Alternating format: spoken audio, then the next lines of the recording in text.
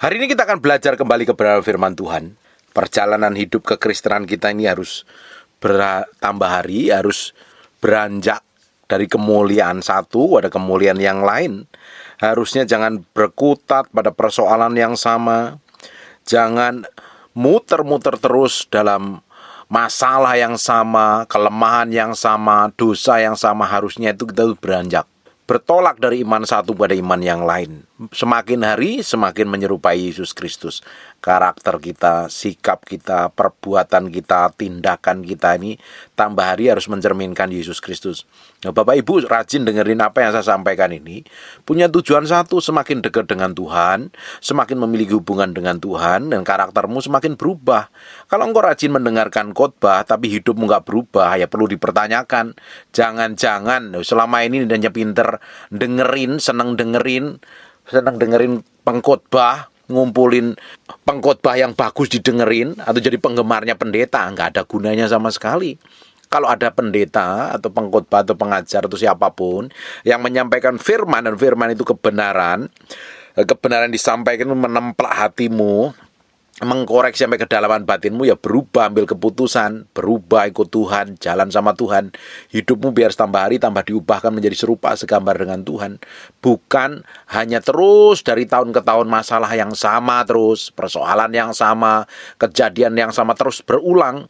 Karena kejadian yang sama akan terus terulang kalau kita nggak ngalami kemenangan. Ada hal-hal tertentu yang kita ini seringkali gagal di situ. Tuhan akan ulang terus loh. Ada pengulangan, ada repetition, ada pengulangan yang terjadi sampai kita ngalami kemenangan.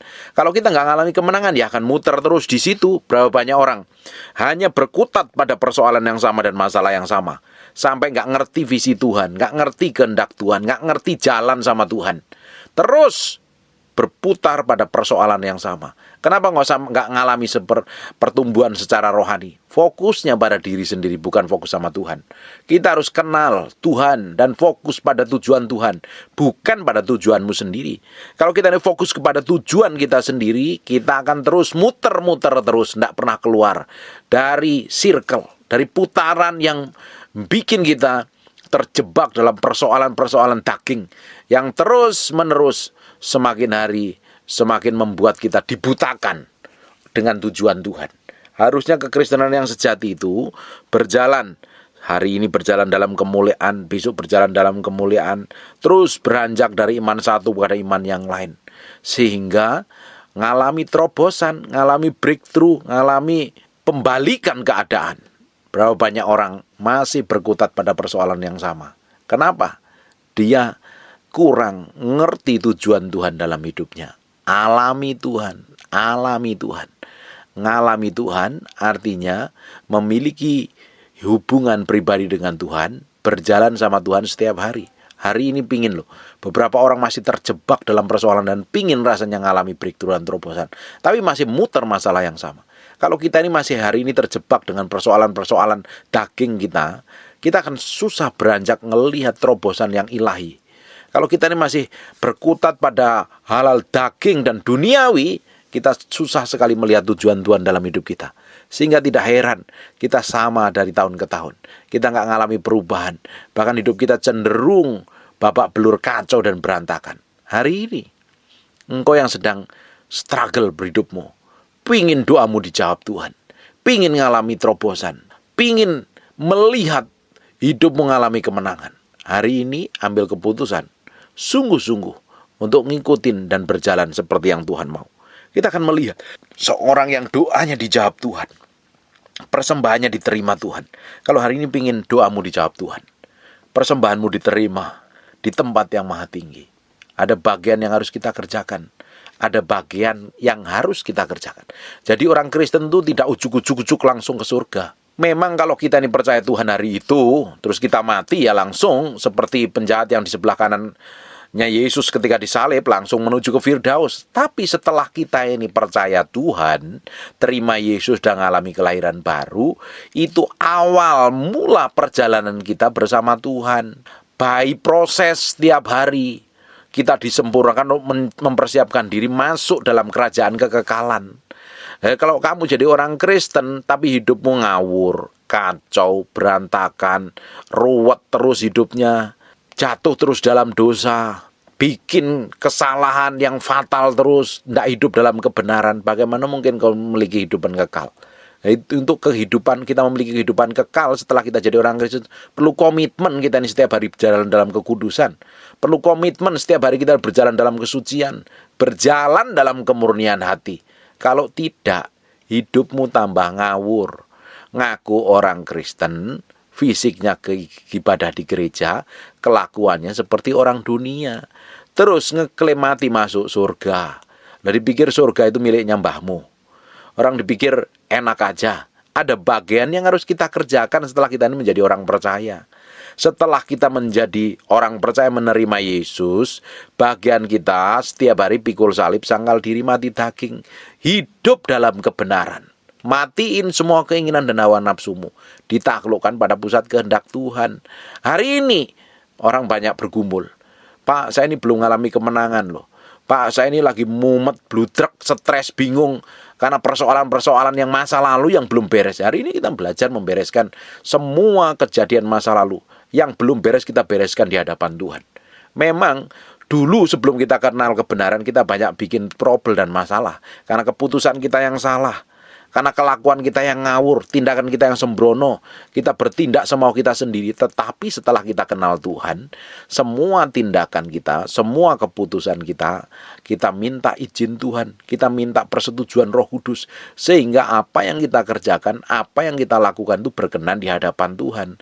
Sehingga doa, pujian, penyembahan kita itu berkenan di hadapan Tuhan.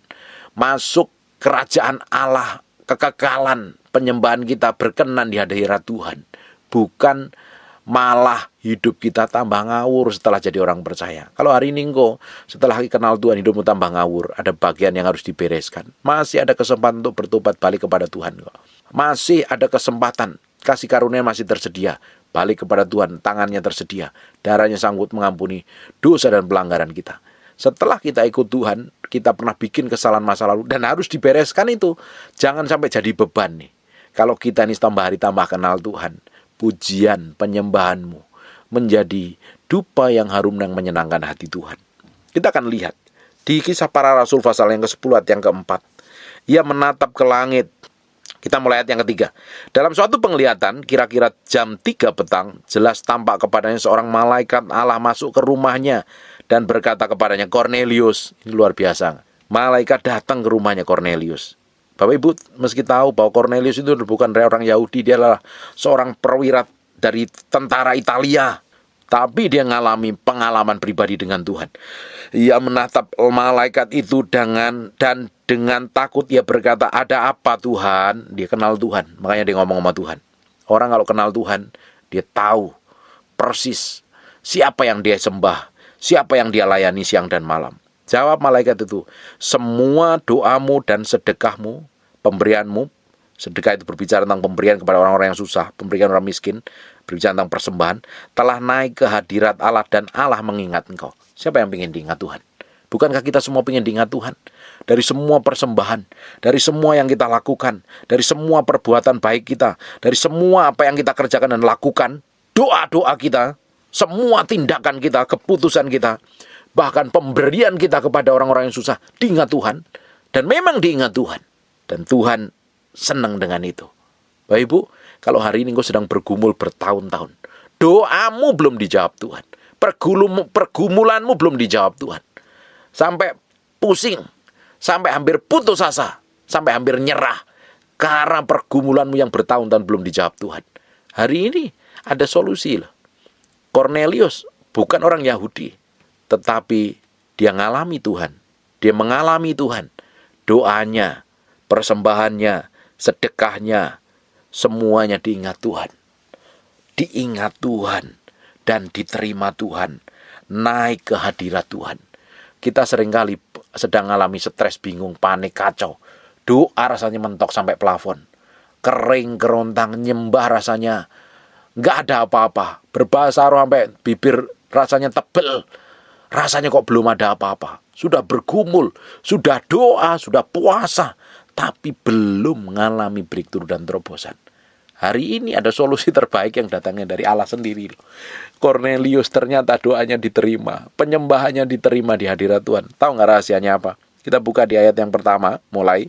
Di Kaisarea ada seorang yang bernama Kornelius, seorang perwira pasukan yang disebut pasukan Italia. Dia perwira, punya jabatan tinggi. Ini orang punya jabatan tinggi. Orang kalau punya jabatan tinggi, pasti punya penghasilan yang lumayan dan tenang hidupnya. Hari ini banyak orang udah nggak punya jabatan, nggak punya duit, malas berdoa. Kacau tambahan, tambah rusak hidupmu. Sudah miskin, malah bikin dosa. Sudah miskin selingkuh lagi, itu yang lebih bodoh lagi. Sudah miskin, nggak dapat penghasilan, bukan dapat posisi terhormat, kelakuannya tambah bejat. Itu yang paling perlu bertobat. Tapi Kornelius, ini orang yang berbeda. Dia seorang perwira, dia punya kedudukan tinggi, punya jabatan, dan seorang pasukan yang disebut pasukan Italia. Luar biasa, mungkin ini jenderal, mungkin dia seorang brigjen, nggak tahu posisinya apa, tapi dia seorang perwira tinggi. Ini orang yang terhormat sekali. Dia mencari Tuhan. Hari ini, mau orang miskin, mau orang pejabat biasa, pekerja biasa, karyawan biasa, mau jadi hamba Tuhan, mau pendoa, worship leader, mau ibu rumah tangga, mau apapun posisimu sama di hadapan Tuhan. Kalau engkau cari Tuhan sungguh-sungguh, hidup benar dengan Tuhan, haus dan lapar akan Tuhan, dan hidupmu benar di hadapan Tuhan, Tuhan akan dengar doamu. Dan Tuhan akan lihat semua persembahanmu, pemberianmu diingat Tuhan. Perhatikan nanti yang kedua. Ia saleh. Ini orang saleh. Hidupnya benar jadi berkat. Hidupnya jadi contoh buat orang lain. Hidupnya nggak kasar, nggak berangasan. Tahu menempatkan diri dengan tepat. Orang saleh itu orang rendah hati. Orang yang benar-benar bisa menempatkan diri dengan tepat dalam situasi posisi. Dia bukan orang sombong. Orang dia adalah seorang perwira, tetapi ia saleh hidupnya. Dia pasti menghargai orang di sekitarnya. Nggak sombong membanggakan diri. Orang kita ini ya, diangkat sedikit udah sombong, jalan sampai dongak-dongak. Nanti kemasukan hujan tambah pilek kamu. Udah begitu angkuh, bertindak semuanya sendiri, memandang rendah orang lain. Kita kaya sedikit aja sombong. Apalagi yang miskin sombong, itu lebih keterlaluan lagi. Apalagi berdosa, udah berdosa bangga diri sombong, itu yang lebih konyol lagi. Kita ini harus memiliki kerendahan hati. Hidup kita harus mencerminkan perbuatan Yesus Kristus Tuhan. Baru penyembahan kita diingat Tuhan. Banyak orang rajin ibadah ke gereja, rajin pelayanan, hidup dalam dosa, mulutnya jahat, kelakuannya busuk. Ya bagaimana mungkin diingat Tuhan semua yang kamu kerjakan dan kamu lakukan? Bagaimana mungkin dapat berkenan di hadapan Tuhan kalau kelakuannya busuk dan jahat seperti itu? Kita, apa yang kita kerjakan di luar itu juga seperti yang ada di dalam hati kita. Nggak ada yang ditutup-tutupin, semuanya transparan di hadapan Tuhan. Kalau pingin doamu diingat Tuhan, kau menjadi orang saleh. Ia serta seisi rumahnya takut akan Allah. Ini orang yang hidupnya takut akan Tuhan. Orang hidup takut akan Tuhan itu bukan kalau dilihat pendeta, bukan kalau dekat dengan pendeta, bukan kalau di gereja 2 jam, atau lagi ikut Zoom ibadah atau lihat ibadah online. Bukan. Takut akan Tuhan itu adalah 24 jam sehari. Ketika orang gak perhatikan, ketika dia jauh di luar kota, gak ditemenin istri, gak ditemenin pasangan, kamu masih tetap hidup takut akan Tuhan gak? Ketika kamu berjalan sendiri, kayak banyak godaan, dan kamu bisa menghindarinya, kamu bisa menolak hindarin gitu, kamu benar-benar hidup takut akan Tuhan. Takut akan Tuhan itu respect dan hormat sama Tuhan. Sekalipun gak ada orang memperhatikan, sekalipun gak ada orang melihat, tetap respect dan hormat sama Tuhan. Tidak ingin melakukan dosa dan pelanggaran. Orang hidup takut akan Tuhan, semakin mencintai pasangannya, semakin menghormati pasangannya, semakin menjaga mulutnya supaya tidak melakukan dosa dan pelanggaran. Orang yang hidup takut akan Tuhan, hidupnya berserah penuh di tangan Tuhan. Dia taruh hatinya, pikirannya, perasaannya untuk menyenangkan Tuhan. Orang yang hidup takut akan Tuhan, dia mendedikasikan hidupnya sepenuhnya. Pikiran, kemauan, perasaannya, bahkan tubuhnya untuk Tuhan. Untuk menyenangkan Tuhan. Ini baru orang takut akan Allah. Orang ngaku takut akan Allah, ngaku pelayanan, tapi masih bikin dosa, masih simpen kepahitan. Rajin ibadah ke gereja, tapi masih kesel sama orang lain, gak susah mengampuni. Bagaimana mungkin disebut takut akan Allah? Orang yang takut akan Allah itu karena respect dan hormat dengan Tuhan, tidak mau menyakitin hati Tuhan. Orang, kalau kita ini mencintai, mengasihi, saya sebagai suami, saya mengasihi istri saya mengasihi istri saya mencintai istri saya respect dan hormat dengan istri saya. Makanya saya nggak mau melakukan hal yang menyakitin dan melukai hatinya. Itu bukan takut sama istri, tapi hormat dan respect. Orang yang takut akan Tuhan itu bukan karena takut nanti kalau melanggar hukuman nanti masuk neraka. Tetapi karena kita takut menghormati, respect, kita takut menyakiti hati Tuhan. Sama seperti saya menghormati istri saya nggak mau melakukan hal yang konyol, hal yang berdosa yang melukai perasaan istri saya. Bahkan saya ngomong pun, saya meski jaga supaya nggak melukai perasaannya. Itu baru menghormatin pasangan. Kalau kita mau respect dan hormat, hidup takut akan Tuhan, dari semua tindakanmu, semua ucapanmu, semua keputusanmu harus pusatnya menyenangkan hati Tuhan apa tidak. Baru nanti kalau kamu berdoa, kamu sedang dalam pergumulan dan minta pertolongan Tuhan, pingin terobosan breakthrough, pingin ngalami sesuatu yang ajaib yang datangnya dari Tuhan sendiri, dan kau memberi persembahanmu diingat Tuhan, doamu naik ke hadirat Tuhan. Bukankah itu yang powerful dan dahsyat? Amin.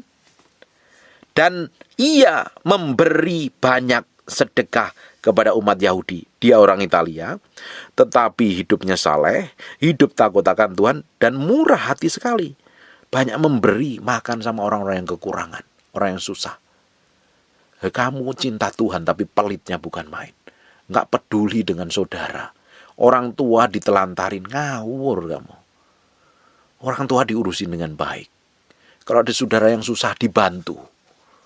Kalau ada tetangga kanan kiri yang kekurangan, bisa bagi berkat sama mereka.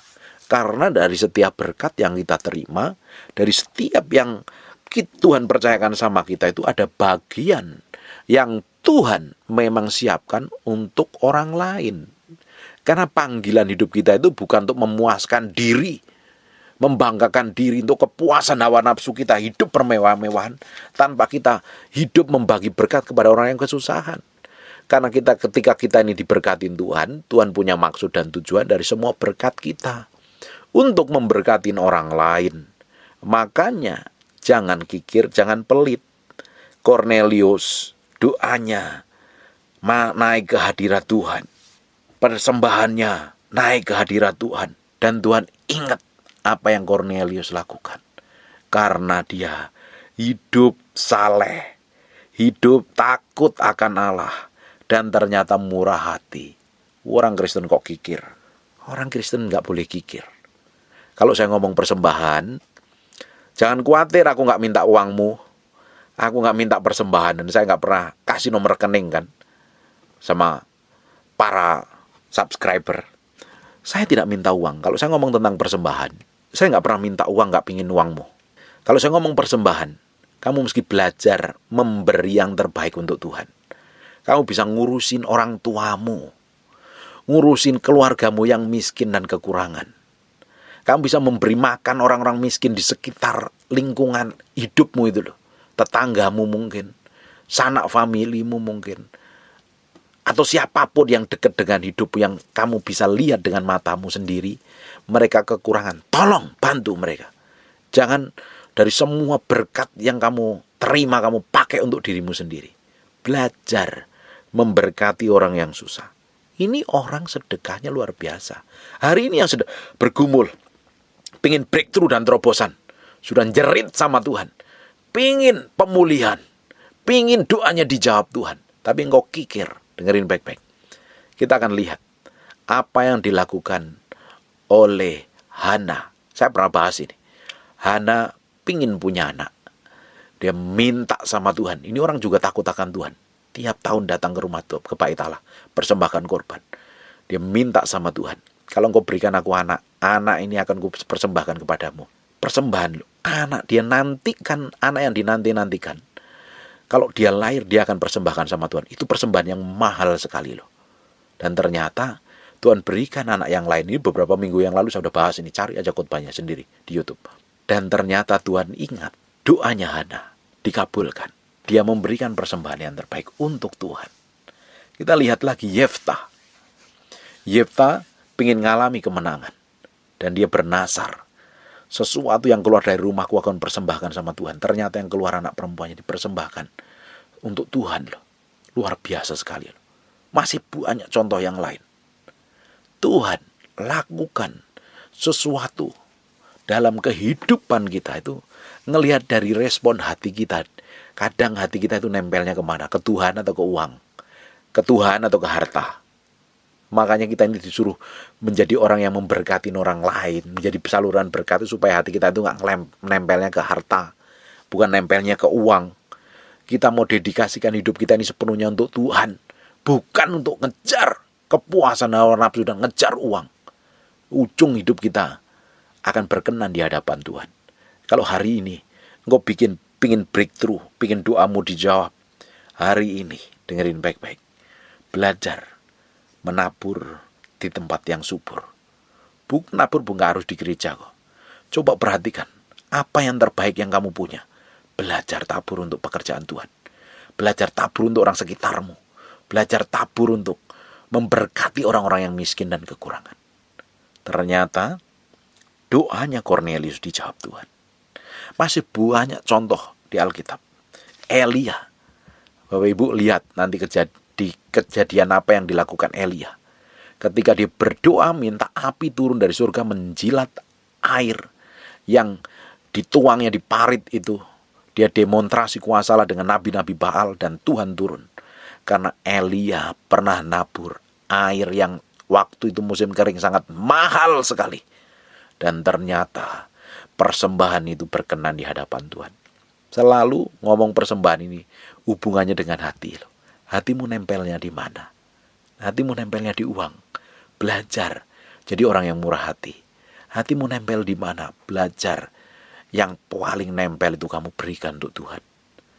Hana minta anak. Ternyata Tuhan beri nabi buat bangsa Israel. Powerful. Hari ini engkau bergumul apa? Pengin ngalamin apa? Pengin terobosan apa? Mulai dari apa yang kamu miliki, apa yang kamu punya. Belajar berikan semuanya untuk Tuhan. Pak, saya nggak punya apa-apa. Pak, saya nggak punya uang, harta saya ludes habis. Tapi kamu kan punya hati, kamu punya pikiran, kamu punya hidup. Hidupmu beri sama Tuhan. Pak, saya udah nggak punya apa-apa lagi. Kasih hidupmu sepenuhnya untuk Tuhan. Tuhan akan ingat. Tuhan akan ingat. Dimulai hidup yang benar. Bukankah di Roma dijelaskan begini? Ibadah yang sejati adalah mempersembahkan tubuh kita ini sebagai persembahan yang kudus dan berkenan di hadapan Tuhan. Itu ibadah yang sejati. Persembahan yang terbaik adalah mempersembahkan tubuh kita dahulu. Pikiranmu dipersembahkan untuk Tuhan. Perasaanmu dipersembahkan untuk Tuhan. Kemauanmu dipersembahkan untuk Tuhan. Semuanya untuk Tuhan. Kalau kita mau berikan hidup ini untuk Tuhan. Untuk Tuhan. Tuhan mau pakai apapun. Wis ngikutin aja maunya Tuhan. Tuhan akan lihat. Semua yang paling berharga dalam hidupmu kamu persembahkan sama Tuhan. Dan Tuhan lihat. Tuhan lihat dan Tuhan perhatikan. Doamu dan sedekahmu telah naik ke hadirat Allah. Dan Allah akan ingat kamu. Ketika Allah ingat kamu, Dia akan bikin breakthrough dan terobosan. Ingat ketika kitab Amsal. Barang siapa memberi makan orang miskin, dia memiutangin Tuhan. Ternyata Tuhan perhatikan ketika kita ini belajar memberi, menabur apapun juga untuk orang. Susah orang miskin, apalagi taburan untuk tanah yang subur di mana ada hadirat Tuhan, ada urapan Tuhan. Benihmu akan bertumbuh secara dahsyat. Hari ini engkau pengen pemulihan, pengen doamu dijawab, pengen ngalami breakthrough, pengen ngalami terobosan, beresin hatimu dulu. Beresin kelakuanmu, beresin sikap, tindakanmu dan perbuatanmu. Diberesin dulu di hadapan Tuhan. Kalau masih ada dosa, beresin. Masih ada kesel. Kalau engkau pingin keluargamu pulih, suami pulih, keluargamu pulih, ditinggal selingkuh, keluarga yang acak-acakan anak pulih, dengerin baik-baik. Persembahkan hatimu dulu. Jangan sampai ada kecewa. Jangan sampai ada sakit hati. Bagaimana hatimu dipersembahkan sama Tuhan kalau masih ada jengkel, sakit hati, benci, dendam dengan pasanganmu yang telah berkhianat, melukai hatimu? Itu harus dibereskan dulu. Ketika hatimu beres, tidak ada kesel, nggak ada marah, tapi adanya belas kasihan, Tuhan akan bikin pemulihan. Bagaimana engkau ingin breakthrough dan terobosan, doamu dijawab Tuhan, persembahanmu masuk dalam hadirat Tuhan dan diterima Tuhan, tapi hatimu masih jengkel, kesel, marah dengan pasangan yang melukai, dengan orang lain yang menyebalkan. Tidak mungkin bisa. Harus diberesin dulu. Hati kita harus dibereskan di hadapan Tuhan. Sikapmu, kata-katamu, perbuatanmu, tindakanmu harus seperti yang Tuhan mau, seperti yang Tuhan ingini. Amin. Hidup takut akan Tuhan. Jangan bikin dosa lagi. Kalau hari ini masih hidup dalam dosa, engkau hidup dalam mabuk, pesta pora, kenajisan, simpanan orang, melacurkan diri, jual diri, berzina, kumpul kebo atau apapun namanya, balik sama Tuhan. Balik sama Tuhan. Minta ampun sama Tuhan. Akui dosamu di hadapan Tuhan. Tuhan sanggup memulihkan.